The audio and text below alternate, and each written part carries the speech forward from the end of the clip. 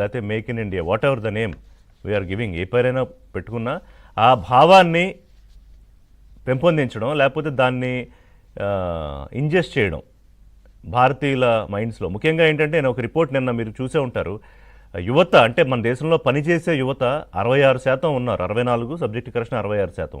అందులో ఫార్చునేట్లీ ఆంధ్రప్రదేశ్, తెలంగాణ కూడా number 2, number 3 ర్యాంక్స్లో ఉన్నాయి. సో దీన్ని మనం ఎంత సమర్థవంతంగా ఉపయోగించుకుంటున్నాం, దట్స్ ద క్వశ్చన్. ఇక్కడ సరే మన మీద మనం స్వావలంబన, మన మీద మనం ఆధారపడాలనేది దీని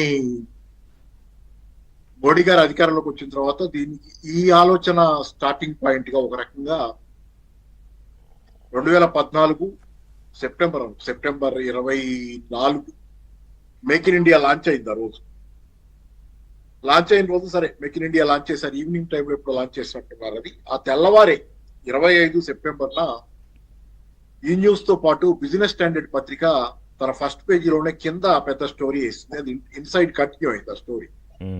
ఆ స్టోరీ హెడ్డింగ్ ఏంటంటే Modi says make in India but thalis are from China. Prakash Reddy గారి బాగా అర్థం అవుతుంది. Modi says make in India but thalis are from China. Modi make in India అంటున్నారు కానీ ఆఖరికి ప్లేట్లు కూడా, మనం వాడుకునే గిన్నెలు, పాత్రలు, ప్లేట్లు కూడా చైనా నుంచి వస్తున్నాయి. దీని గురించి విశ్లేషణాత్మకంగా వివరించాడు దానిలో. దాన్ని చెప్తా ఆ స్టోరీలో చాలా బ్రహ్మాండమైన స్టోరీ. అది ఇప్పుడు కూడా ఎవరైనా నెట్ లో వెతుక్కొని చదవచ్చు. వజీర్పూర్ ఏరియా ఢిల్లీలో అక్కడ ఈ గిన్నెలు, ప్లేట్లు తయారయ్యాయి. అట్లాంటిది ఆ పరిశ్రమలో మూతపడుతున్నాయి. ఎందుకంటే ఒక స్టీల్ షీట్ తయారు చేయాలి ముందు, దాన్ని వంచి దాన్ని పాత్రలుగా తయారు చేస్తారు. కానీ ఆ స్టీల్ షీట్లు చైనా నుంచి వస్తున్నాయని రాశాడు దానిలో. ఎందుకు వస్తున్నాయంటే భారతదేశంలో తయారవుతున్న స్టీల్ షీట్లు మామూలు ఫ్యాక్టరీలో ఒక లేబర్ వర్కర్స్ చేత్తో తయారు చేస్తున్నారు, హ్యాండ్ ఉపయోగిస్తున్నారు. కానీ చైనాలో తయారవుతున్న స్టీల్ షీట్లు ఆటోమేటెడ్ ఫ్యాక్టరీలో తయారవుతున్నాయి. దాంతో ఆటోమేటెడ్ ఫ్యాక్టరీలో తయారైన స్టీల్ షీట్లు యూనిఫామ్ క్వాలిటీ, ధర తక్కువ. ఎందుకంటే లేబర్ కాస్ట్ లేదు కదా, ధర తక్కువ. యూనిఫామ్ క్వాలిటీ ఒకే రకంగా వస్తున్నాయి అన్ని ప్లేట్లు. భారతదేశంలో అలా కాదు. భారతదేశంలో ధర ఎక్కువ ఉంటుంది ఆ స్టీల్ షీట్లది, యూనిఫామ్ గా ఉంటుంది ఆ క్వాలిటీ. దీనివల్ల చైనా పోటీ తట్టుకోలేక ఆ పరిశ్రమలు మూతపడతాయి. అలాగే ఎన్నో పరిశ్రమల గురించి ఆ స్టోరీలో ఆ రోజు ఇవన్నీ ఎందుకు మూతపడుతున్నాయి అనేది రాశాడు. ఇది మన షటిల్ కాకుల నుంచి తర్వాత సైకిళ్ల పరిశ్రమ లూధియానా, ఇట్లా ఎన్ని పరిశ్రమల గురించి ఆ రోజు బ్రహ్మాండమైన స్టోరీ అది ఇది రాశాడు. రాసిన తర్వాత మరి మనం ఎందుకు కారణం అని రాస్తా, మనకి స్కిల్స్ లేవు, స్కిల్ డెవలప్మెంట్ లేదు. స్కిల్ డెవలప్మెంట్ లేకపోవడం వల్ల, స్కిల్డ్ వర్కర్స్ లేకపోవడం వల్ల మనం ఆటోమేటెడ్ ఫ్యాక్టరీలు పెట్టగలిగిన స్థాయిలో, ఆటోమేటెడ్ ఫ్యాక్టరీ అయినా ఎవరో ఒకళ్ళు ఉంటారు కదా, కొంతమంది అయినా పనిచేస్తారు కదా, దానికి బాగా ఎక్కువ స్కిల్స్ ఉన్న వాళ్ళు, ఇంజనీర్ లాంటి వాళ్ళు కావాలి, లేకపోతే ఐటీఐ లాంటి వాళ్ళు కావాలి. వాళ్ళు లేరు మనకి, అది మన ప్రాబ్లం. ఇట్లాంటి ప్రాబ్లమ్స్ ఉన్నాయి మనకి చాలా అని చెప్పి రాశాడు. నేను అడుగుతుంది ఒకటే, ఆ రోజు ఆ స్టోరీ బ్రహ్మాండమైన స్టోరీ.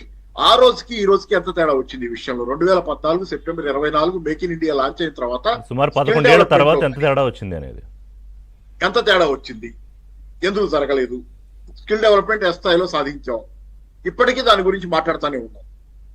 ఆ రోజు మోడీ గారు కూడా స్వయంగా ప్రారంభించిన స్కిల్ డెవలప్మెంట్ ప్రోగ్రామ్ సందర్భంలోనే మోడీ గారు అన్నారో లేకపోతే ఆ రోజే వచ్చిన మాట ఏంటంటే, మనం స్కిల్ డెవలప్మెంట్ ప్రోగ్రామ్ టేకప్ చేసాం, అంటే యంగ్స్టర్స్ కి స్కిల్స్ ఇంపార్ట్ చేయడానికి, వాళ్ళకి నేర్పడానికి ప్రోగ్రామ్ పెట్టాం. కానీ యంగ్స్టర్స్ కి టీచ్ చేయడానికి, ఆ స్కిల్స్ టీచ్ చేయడానికి కావాల్సిన టీచర్లే మన దగ్గర లేరట.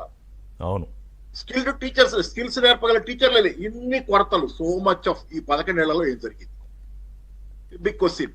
ఏం మార్పు లేదు, ఎక్కడ వేసిన మొంగళ అక్కడే ఉంది. తర్వాత ఇదే కాదు, ఒక్కసారి వెనక్కి వెళ్తా. వాజ్పేయి గారి హయాంలో, వాజ్పేయి గారి అధికారంలోకి వచ్చినప్పటి నుంచి మనకి తెలుసు, స్వయంగా బీజేపీ నినాదమే స్వదేశీ. అత్యద్భుతమైనటువంటి నినాదం. స్వదేశీ అంటే అన్ని మనమే తయారు చేస్తామని కాదు, మన కాళ్ళ మీద మనం నిలబడాలనేది బ్రహ్మాండమైన నినాదం. నాకు నచ్చుద్ది. ఎందుకంటే నేను మొట్టమొదట జర్నలిస్ట్ గా రాయటం మొదలుపెట్టినాక 1999లో హైదరాబాద్ లో ఉన్నప్పుడు 1999లో రాయటం మొదలుపెట్టా, సెకండ్ స్ట్రీట్ మేజర్ గా రాయటం మొదలుపెట్టినప్పుడు నేను రాసింది ఎక్కడంటే ఆంధ్రప్రభలో వ్యాసం. అది 2000 కాదు, 1999 నవంబర్ 14 మదనం అనే పేజీలో వ్యాసం. అది స్వదేశీయే శరణ్యం అనేది నా మొదటి వ్యాసం. దానిలో బీజేపీతో కమ్యూనిస్టులు కూడా కలిసి పనిచేస్తే బాగుంటుంది అన్నట్లుగా రాశారు. ఎందుకంటే స్వదేశీ విషయంలో కలవచ్చు, ఇతర హిందుత్వ ఇట్లాంటి సైద్ధాంతిక విభేదాలు ఉన్నా దేశ ప్రయోజనాల విషయంలో ఐడియాలజీలో ఉన్న రెండు పార్టీలు కలిసి ఒక ఆలోచన చేస్తే తప్పేంటిది. ఈ విషయంలో నేను అప్పుడు సిపిఐలో ఉండేవాడిని, ఇప్పుడు లేనే పార్టీలో, కానీ అక్కడ నాయకత్వంతో కూడా నేను కదిలించాం. మన పేపర్లో కూడా స్వదేశీ వస్తువులు పలానా మీరు ఈ వాడండి అని అడ్వకేట్ ఎందుకు చేయకూడదు మనం అని. కానీ ఏం జరిగింది? వాజ్పేయి గారు ఉండగా కూడా ఏం జరిగింది? తర్వాత ఇప్పుడేం జరుగుతుంది? స్వదేశీని ఎంతవరకు ఈ ప్రభుత్వం అంటే వాళ్ళకి బాగా దెబ్బ తగిలినప్పుడు, నొప్పి తగిలినప్పుడు గుర్తొస్తుంది స్వదేశీ, మిగతా సమయంలో మర్చిపోతున్నారు. స్వదేశీ జాగరణ మంచి ఏదో ప్రచారం చేస్తున్నాను, దానివల్ల ఉపయోగం ఉంది ప్రభుత్వం పాత్ర లేకుండా. నిరంతరంగా మనం అమెరికా మీద, అమెరికాతో అంటగాగా ఈ మధ్య దాకా పూర్తిగా అమెరికాకి దగ్గరికి వెళ్ళిపోయారు. ఆ వేడి తగిలినప్పుడు మనం ఈ మాట మాట్లాడుతున్నాం స్వదేశీ అని. బాగా సెగ తగిలింది అమెరికాతో ఈ మధ్యకాలంలో, మన అందరికీ తగిలింది. సరే, ప్రభుత్వం తప్పులు చాలా పెద్ద ఎత్తున ఉన్నాయి దాంతో అమెరికాకి అంత దగ్గరగా తీసుకెళ్ళటంలో.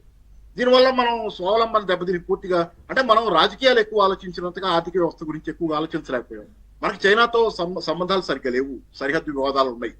ఓకే, దాన్ని పరిష్కరించుకునే పరిస్థితిలో పరిష్కరించుకోవాలి, కానీ దాంతో ఆ కారణంతో అమెరికాకి చైనాకి టిట్ ఫర్ టాట్, చైనాకి టిట్ ఫర్ టాట్ చేయాలంటే అమెరికాకి దగ్గరగా ఉండాలని అట్లా వెళ్ళటం వల్ల ఎక్కువ నష్టపోయాం.